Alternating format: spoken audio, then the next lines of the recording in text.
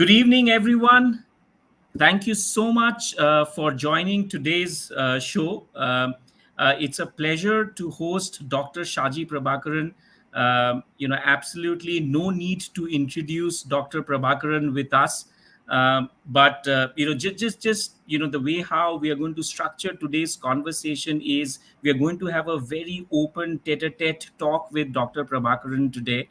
On multiple topics, which we are going to do, and once we have that, we will obviously open it up for all our audience to ask their questions. So Dr. Shaji Prabhakaran, it's almost going to be a rapid fire question answer session with you. I hope you're all set to answer those and interact with your audience. Uh, Thank you, Sanjit, for hosting me today, and absolutely looking forward. I'm fully ready, and hope we will be able to engage the audience, and we'll share some insight uh, on, into Indian football. Thank you. Awesome. Thank you so much, Dr. Prabhakaran. So the first question, next Thursday is the upcoming India versus Kuwait match. Your views on that match? It's 6th June is very important day for Indian football. The national team is going to play against Kuwait uh, uh, at Vivekananda Yuva Bharati Kridangan, Short Lake, Calcutta, and we have to win this match. It's a must-win match for us, and if we win, we are through to the third round of the World Cup qualification round, and that would be history-making day.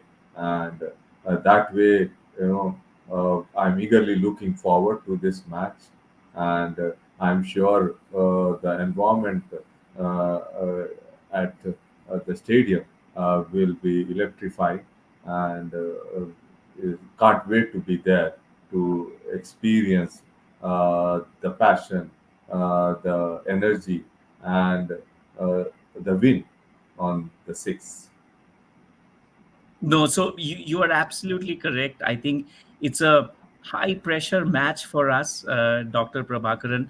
6th of June, that in case if we win, we do qualify. But, apart from, the match importance, I think I need to also speak about our captain, fantastic, Sunil Chhetri's last match on that day as well.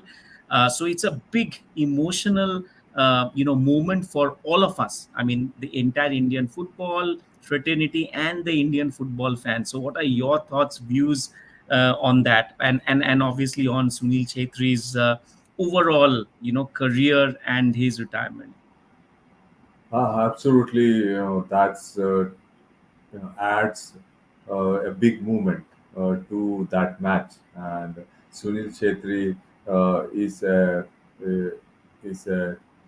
terrific personality who has imposed himself to Indian football through his performance, through his professionalism, and he has contributed significantly in taking Indian football to the level what it is today. And there is a huge fan following because of him to Indian football. And on 6th June, he will be playing his last match, the 151st match for the country. He's already way ahead in terms of the caps for Indian team, and he will be playing the last game against Kuwait on 6th June, and he declared on 16th May that he will retire on 6th June. It's a like going to be an emotional day for all the fans and for Sunil as well, because for the last time he will be playing for the Team India, Blue Tigers, and it is a perfect location, I would say.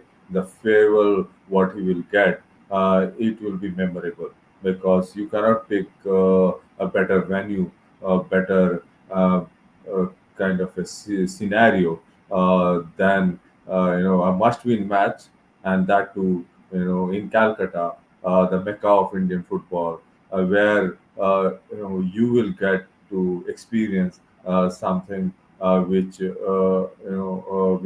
anywhere in the world a football match can give you, where 60,000 plus spectators are there on the stadium, and you will see Sunil Chhetri playing his last game, and I'm sure the team will definitely play uh, well compared to what we have done in our last match, and that way there is huge expectation, and Sunil will be able to get this win, through, and all the teammates will play to their best, and he will have a very memorable farewell, and he will be leading the team for the last time, and I'm sure under his leadership, India team will qualify for the third round for the first time in the World Cup qualification.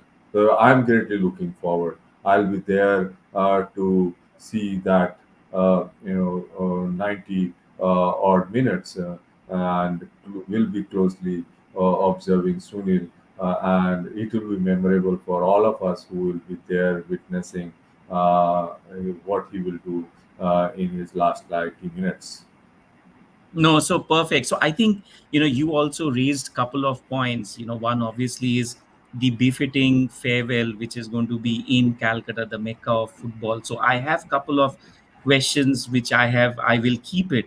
But you also threw a very interesting point, just in terms of Sunil Chetri's entire leadership, which he carried, and the way how he has carried football in India. Now, once he retires, and we are all hoping, because our coach also mentioned, and I think all the players are rallying behind to ensure that India wins the next game, so that that's a farewell gift for our captain, fantastic, which is Sunil Chhetri.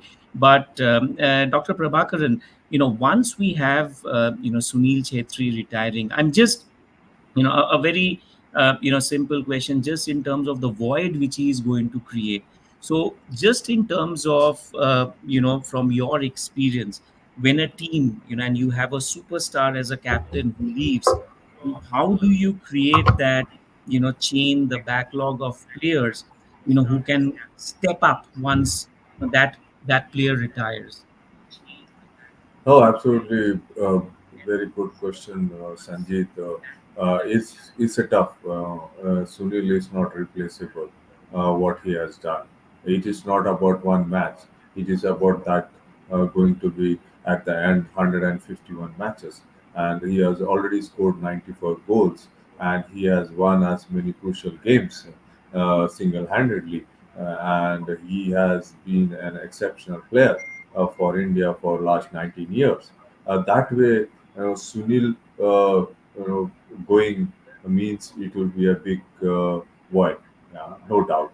Uh, but the motivation should be there among all the players, those who would like to step in and step up the plate, and to encourage, feel encouraged that it is an opportunity for all of us to be, like Sunil, and be there, and it is an opportunity that way. And when the legends like Sunil leave the game, definitely, there may be somebody uh, can fill the gap, but not entirely. But in say step by step, they can move up the ladder. And when Baichung retired, it was the same scenario. But Sunil came up and filled that void, and then he moved on, and and established himself as a leader in every respect, and he performed. So that way, I don't want to name any player right now, but then uh, we can see something happening. But right now, we cannot predict that when this will happen, but this will definitely will happen, and that is the motivation. The entire generation of players seeing Sunil play, uh, on the pitch, and that would definitely be the legacy he would like to see that being emulated by other players, and which maybe some youngster, 13-year-old, 14-year-old, may be working hard, and we don't know. Maybe step in 2 3 years, like emerge as a big star for India, and that all are quite possibilities, and I but to replace Sunil, it's a hard one. Yeah. No, so I think that entire importance of him may be inspiring future footballers. Obviously, nobody can replace the great man, but would obviously encourage a lot of other players to actually get inspired to come up and play for India. So just in terms of creating a pool of talented football players in India. I mean, obviously, grassroots would play a very important role. And Dr. Prabhakaran, I know you are also very passionate about grassroots football. So, how do you see the interconnectedness of how, let's say, a player who starts his journey as a football player and then eventually moves to represent India in the bigger arena? How do you think the journey or the structure should be, your views, so that all our audience understand that if somebody has to play for India, what is the typical journey which any player can look up to?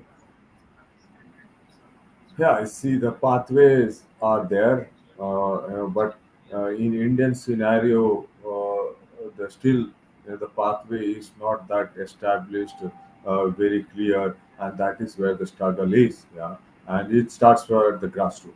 Yeah, and where a 5-year-old, 3-year-old, 4-year-old, trying to enter the game, and how they can be there till the golden age, and then they are being scouted by the academies, by the clubs, and then they enter into the elite development pathway, and that is where the challenges are.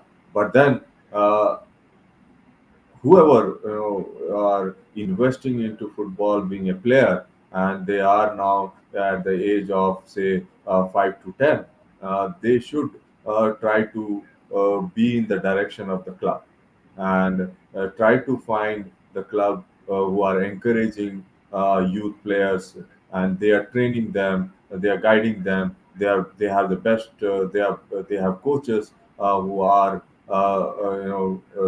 kind of professional, who has the knowledge, who has the experience, and can guide these players to move up the ladder. And if anyone training in isolation are away from the club or big academies, then it is very tough to reach to the top level. But then India is a big country, is like a continent.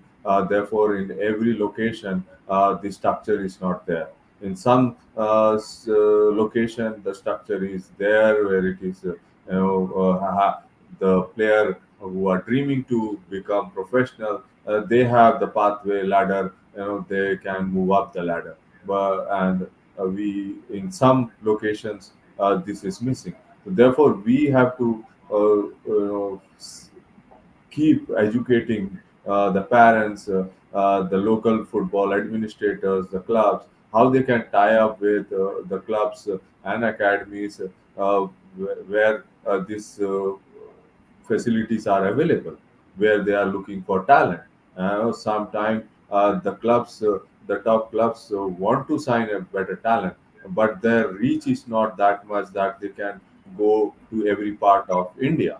But in this case, the smaller clubs, smaller academies from any location, they can contact the big clubs, big academies, where they see that, okay, if we can introduce a talent, then there are possibilities they might get an opportunity to be part of that club and academy and get to a level there, can sign a professional contract. So that is where we have to always look for is where we can train better, where we can play in a competition situation. If we are not playing, if the 11-year-old, 12-year-old, 13-year-old, 14, 15, 16, if they are not playing games, competitive games, then the talent get wasted. You might have a better coach, you might have a better facility, and that is where also we need to look where these players, this talented player can get the game time.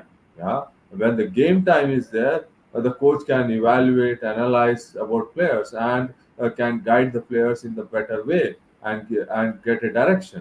And that's how the players themselves would know, whether I fit into the elite structure or not.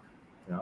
And that is where we need to really, India need to work hard to put that system and structure in place where every talent who is becoming part of the football ecosystem has the right pathway to reach to the top. And if they are talented, have the potential, they can sign professional contract and they get the right kind of guidance, training, and match time. And if that can happen, then we will be able to see many talents at the top. To see, like example of Sunil. Sunil is not is made by system. He is his own making, and that is the reality of India. Yeah? And thi- and like many, there may be like Sunil who might not be getting that opportunity at all at the grassroots level, at the youth level, at the elite level, and they may be playing some other sport, or they are not at all part of sport or football. So therefore, these are the realities in India, and I'm sure going forward, as Arsene Wenger is involved in India under FIFA TDS project, there is a FIFA AFF academy being established in Odisha. There, they are looking for talent to scout and then get trained, and that's one part. And then how the competitive structure will come, and that way these talented players will get game time, as I said, which is very important. And my best wishes to all who are trying to dream to be a player like Sunil. And if you dream to be like Sunil, try to find the right pathway, right support system, and be in that zone where you get competitively trained, you get competitive games, you have good coaches, and you have a good environment to grow. No, so I think thank you so much, for that insights. I think it's a holistic, I think, 360-degree conversation which you spoke about, having the infrastructure, the right set of coaching, the right set of pathways, etc. Which should all come together for the players, as well as the fans for that matter, so that we really start creating that pull, and we also have support from everyone to actually drive that. So which is absolutely great point, which actually leads me to the next question, Dr. Prabhakaran, just in terms of because infrastructure would play a very important role. So what are your thoughts, your ideas, to improve, in India specifically, our football infrastructure? See, the football infrastructure is one of the challenging areas for Indian football. Football infrastructure doesn't mean only stadiums, but enough, pitches from village to the cities and metros, and that is where we have many challenges. In some locations, we don't have enough community facilities where children go and play because they want to play, but there are no facilities. Therefore, it is the municipality, panchayat, the state government, and the central government, and then the private sector, and all need to come together, team up to see that the gaps. Where are the gaps? Where we need play fields? Where why we need the play fields doesn't mean that it's a basic fundamental part of human existence. The play fields must exist so that the children, the youth, even adult and elderly can spend time living healthily. Yeah, that is very important, and that open space is required, and that is where the challenges are for India. So now, what should happen is the governing bodies of football, from the national level to the state to the district level, and all the stakeholders must come together to identify and prioritize how the infrastructure gaps can be covered in 5 years time, 10 years time, or next 20 years time, or next 30 years time. Yeah, because we need better stadiums, football specific stadiums, no doubt. We need more training facilities, no doubt. We need more play fields from village to the top. Yeah, and this can only happen when the club starts investing in developing infrastructure, and that is the culture the clubs need to get in, and they are slowly getting there. But most of our top clubs doesn't have secured their own training facilities, and that is where one need to prioritize, and that is where they will be able to create opportunities for the youth, because if you have training facilities of your own, then you will try to bring more talented players, scout more talented players, and keep them as part of your talent development, elite player development initiatives. Otherwise, what happens if you're going to hire everything? Then the cost is very high, and that way, some of them don't go and invest into that kind of project, and that is why it's important that certain percentage of the club budget should be dedicated towards creating asset, that's infrastructure, training infrastructure to begin with. Yeah? And that it is not necessary you need to build these training facilities at an urban location. You can go with outside the urban location where the land is cheaper, where you can have collaboration with a university or a government department or wherever. Yeah, those all kind of opportunities must be looked into, and that way we can solve this problem slowly and slowly, and it's very important. Uh, and as the our lowest governing structure is the panchayat, and how we see that every panchayat has got playfields. Yeah, and it's for better health, live, healthy living, and then children getting opportunity to play. It's not necessarily only football, but every sport, and that's how that culture the government and the private sector and the stakeholders of the game will have to come together to see that this should be part of the discussion, wider discussion for better health, better society, and more constructive, developing more constructive youth in our community. No, so perfect. So thanks for that. I think the way how you mentioned, from the panchayats to the municipals, and it is just not about football. I think the entire culture of allowing or creating that infrastructure for all the children who would want to come and use or leverage any kind of sports facility, because that kind of gives that impetus. Now, one quick question, Dr. Shaji Prabhakaran. I know that it's just been a day where in your latest video you spoke about the progress of the Indian national men's football team over the past 12 months, right?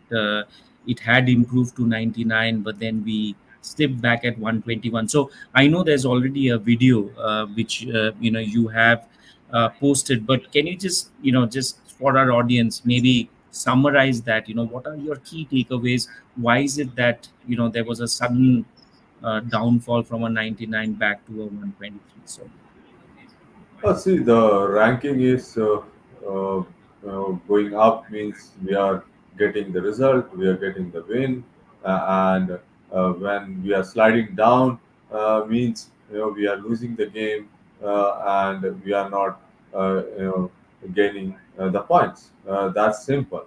It's We need to see there was a positive direction when we reached to 99 from 106 in September, August, September 2022, and we moved up to July, August to 99. Yeah? And then our performances say after November started to go in a reverse direction. That doesn't help in our ranking. It's at the end. See, we cannot focus too much on the ranking. Yeah? We have to focus on the performance, how we get the result in each match, and that is where the entire focus and the national team has to be priority, because national team requires the kind of attention is like the maximum. Yeah?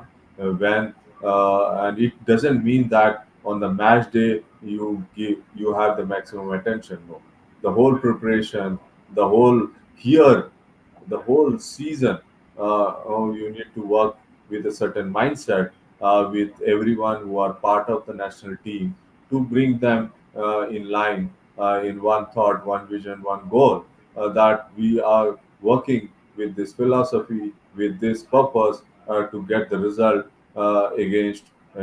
We need to have the specific target, uh, where we can, how we can get the result, and what are the level of players we have. We have to be very realistic. Yeah. And like losing against Afghanistan didn't help us. Yeah. And that really was one of the lowest point of the last season, where we are losing against Afghanistan in home, and that was not expected. But then that happened, and we drew against Afghanistan playing away in Saudi Arabia, which was also not expected that way. So therefore, the pressure sometimes leads to that.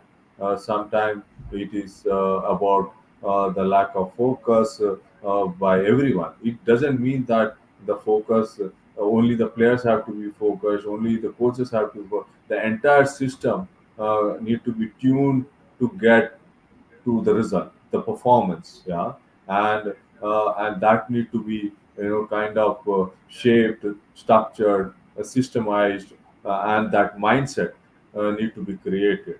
So it's a process, yeah, and we were in that process. Definitely, we beat Lebanon when Lebanon was ranked higher than us. We beat Kuwait.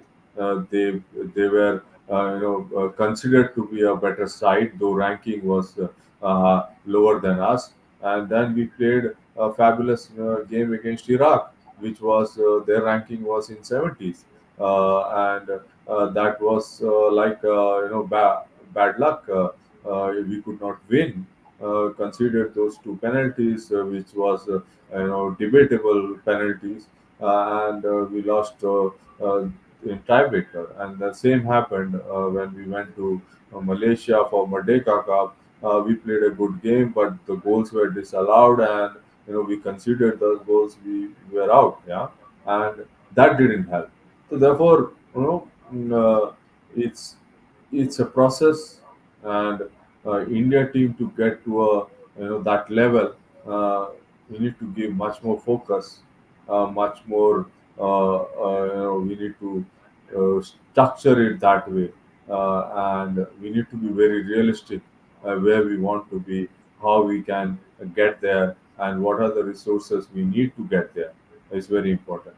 And I'm sure the 6th June would be again a turning point where we will forget all those what do you say uh, depressing time we gone through after the loss against Afghanistan. That's if we win against Kuwait, we play a good football, and we are back that way. Therefore, it's the time to give 100% focus to the team so that the team can get the result and we are back to winning ways. No, so perfect. So since you again spoke about 6th of June, in Kolkata, uh, the mecca of football, anything I know, Dr. Prabhakaran, you also have fond memories of the eastern side of India, Calcutta. So, anything you would want to share just in terms of Kolkata and Yuva Bharati Krirangan as a stadium? Oh, well, like my entire childhood, I spent in north part of Bengal, and that way, like football got part of my life. Primarily, maybe one of the reason is that I was in Bengal and spent a considerable time with football on the pitch, playing, listening to big games, East Bengal, Mohun Bagan, Mohammedan, experiencing all that and playing, like at the local level where our heroes were Mohun Bagan, East Bengal, Bengal players that way. And Calcutta is like where the Asia's oldest league uh, exist. Yeah. Calcutta Football League, in fact, is the oldest league in Asia. There's the oldest club in India. The first club in India was established in Calcutta. The whole football uh, got what you say life from Calcutta, and the stadium from 80s, the Salt Lake Stadium, it has given many memories to Indian football, and Calcutta is not just called Mecca of Indian football just because of one or two events. It is it's like it was synonymous with Indian football that way.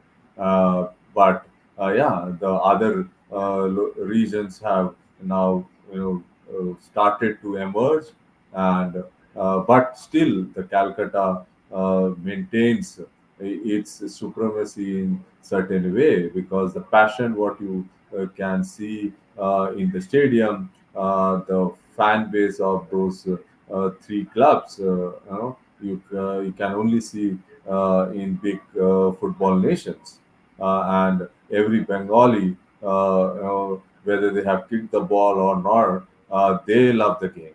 Yeah, they can at least talk about football, and it's there. It's in their blood, and they love the game, and they want to see a good game, and they support football in that way, and that's how it has been a leading light for Indian football for long decades.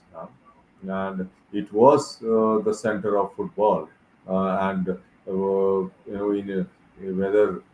from 50s to we see all the big players have played there, and that's how Calcutta is a big city for like a big global city for football. Yeah, and that and going there, you can only experience football, and you get motivated, you get encouraged, and that is what I always feel when I'm there, because you meet anyone, you are connected to people only because of football. and that way.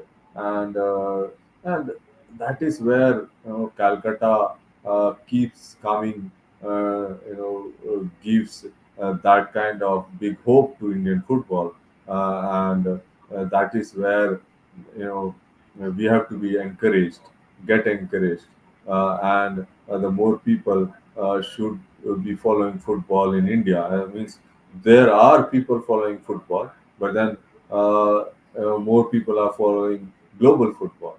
How we can connect them to Indian football, that is very important. And Calcutta truly demonstrates that they love their local football more than the global football, and that's the case only in few pockets in India, but majority in other pockets they are big followers of global brands of clubs, and maybe that is because the local football is not that vibrant as what it is in Calcutta. So all this are major aspects of football in Calcutta, and I'm greatly looking forward to be there on stakes, and I'm sure we will see the capacity crowd and the entire city will be like a city hosting the World Cup. Absolutely. I mean, all Indian football fans are looking forward for the sixth match. Very critical for us, and obviously Sunil Chhetri's last appearance as the Indian captain. My last question to you, Dr. Shaji Prabhakaran. If you recollect, I think a month two before we spoke about the project football roots, which you are leading. So anything for our viewers, how is that progressing? You want to share some insights on project football roots in case if folks would want to get associated. If you can just let them know, how can they again touch base with you in terms of associating themselves under project football roots. Thank you, that bringing that part to our conversation. Uh, Project Football Roots is going in that right direction, I would say. I already shortlisted 4 projects to mentor, guide, and I'm also in conversation to see whether I can add few more projects. One project in Delhi, one project in Noida, one project in Guwahati, one project in Kerala, and that's 4 projects. And I think I only specified about one project so far because I already uh, went and experienced what they are doing, and I liked it, and I also already shared that project which is at New at Delhi at Nizamuddin Basti, where this was a social project involving football, getting to attract more than 200 children. And I thought it's a good project to be associated, and we will share the progress going forward. And then Guwahati, and then Guwahati is about the rural aspect where the children from downtrodden families, how they can become part of football. That is one driving force there. And then in Noida, it's about girls becoming part of football that way. And in Kerala, the project is going to be about panchayat level football, where how we can